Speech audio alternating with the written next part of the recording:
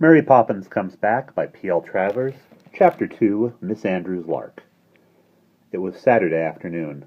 In the hall of number 17 Cherry Tree Lane, Mr. Banks was busy tapping the barometer and telling Mrs. Banks what the weather was going to do. Moderate south wind, average temperature, local thunder, sea slight, he said. Further outlook unsettled. Hullo, what's that? He broke off as a bumping, jumping, thumping noise sounded overhead. Round the bend in the staircase, Michael appeared, looking very bad-tempered and sulky as he bumped heavily down. Behind him, with a twin on each arm, came Mary Poppins, pushing her knee into his back and sending him with a sharp thud from one stair to the next. Jane followed, carrying the hats. Well begone is half done. Down you go, please, Mary Poppins was saying tartly. Mr. Banks turned from the barometer and looked up as they appeared. Well, what's the matter with you? He demanded. I don't want to go for a walk. I want to play with my new engine, said Michael, gulping as Mary Poppins' knee jerked him one stair lower. Nonsense, darling, said Mrs. Banks. Of course you do. Excuse me. Walking makes such long, strong legs. But I like short legs best, grumbled Michael, stumbling heavily down another stair. When I was a little boy, said Mr. Banks, I loved going for walks. I used to walk with my governess down to the second lamp-post and back every day, and I never grumbled. Michael stood still on his stair and looked doubtfully at Mr. Banks. Were you ever a little boy? He said, very surprised. Mr. Banks seemed quite hurt. Of course I was. A sweet little boy with long yellow curls, velvet breeches, and button-up boots. I can hardly believe it, said Michael, hurrying down the stairs of his own accord and staring up at Mr. Banks. He simply could not imagine his father as a little boy. It seemed to him impossible that Mr. Banks had ever been anything but 6 feet high, middle-aged, and rather bald. What was the name of your governess? Asked Jane, running downstairs after Michael. And was she nice? She was called Miss Andrew, and she was a holy terror. Hush, said Mrs. Banks reproachfully. I mean, Mr. Banks corrected himself, she was very strict, and always right, and she loved putting everybody else in the wrong and making them feel like a worm. That's what Miss Andrew was like. Mr. Banks mopped his brow at the mere memory of his governess. Ting, ting, ting. The front doorbell pealed and echoed through the house. Mr. Banks went to the door and opened it. On the step, looking very important, stood the telegraph boy. Urgent telegram, name of Banks. Any answer? He handed over an orange-colored envelope. If it's good news, I'll give you a sixpence, said Mr. Banks as he tore open the telegram and read the message. His face grew pale. No answer, he said shortly. And no sixpence? Certainly not, said Mr. Banks bitterly. The telegraph boy gave him a reproachful look and went sorrowfully away.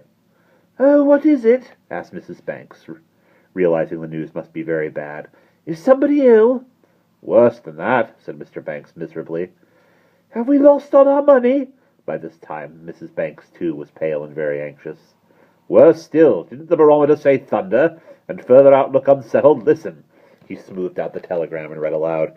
Coming to stay with you for a month. Arriving this afternoon at 3 o'clock. Please light fire in bedroom. Euphemia Andrew. Andrew? Why, that's the same name as your governess, said Jane. It is my governess, said Mr. Banks, striding up and down and running his hands nervously through what was left of his hair. Her other name is Euphemia, and she is coming today at 3. He groaned loudly. Ugh! But I don't call that bad news, said Mrs. Banks, feeling very relieved. It will mean getting the spare room ready, of course, but I don't mind. I shall like having the dear old soul. Dear old soul? Roared Mr. Banks. You don't know what you're talking about, dear. My old jumping godfathers. Wait till you see her. That's all. Just wait till you see her. He seized his hat and waterproof. But, my dear, said Mrs. Banks, you must be here to meet her. It looks so rude. Where are you going? Anywhere, everywhere. Tell her I'm dead, he replied bitterly, and he hurried away from the house, looking very nervous and depressed. My goodness, Michael, what can she be like? Said Jane. Curiosity killed the cat, said Mary Poppins. Put your hats on, please. She settled the twins into the perambulator and pushed it down the garden path. Jane and Michael followed her out into the lane. Where are we going today, Mary Poppins? Across the park and along the 39 bus route. Up the high street and over the bridge and home through the railroad arch, she snapped. If we do that, we'll be walking all night, whispered Michael, dropping behind with Jane, and we'll miss Miss Andrew. She's going to stay for a month, Jane reminded him. But I want to see her arrive, he complained, dragging his feet and shuffling along the pavement. Step along, please, said Mary Poppins briskly. I might as well be taking a stroll with a couple of snails as you two. But when they caught up with her, she kept them waiting for quite 5 minutes outside a fried fish shop while she looked at herself in the window. She was wearing her new white blouse with the pink spots, and her face, as she beheld herself reflected back from the piles of fried whiting, had a pleased and satisfied air. She pushed back her coat a little so that more of her blouse was visible, and she thought that, on the whole, she had never seen Mary Poppins look nicer.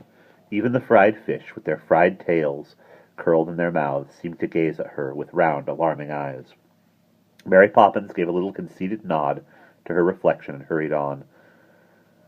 They had passed the high street now, and were crossing the bridge. Soon they came to the railway arch, and Jane and Michael sprang eagerly ahead of the perambulator and ran all the way until they turned to the corner of Cherry Tree Lane.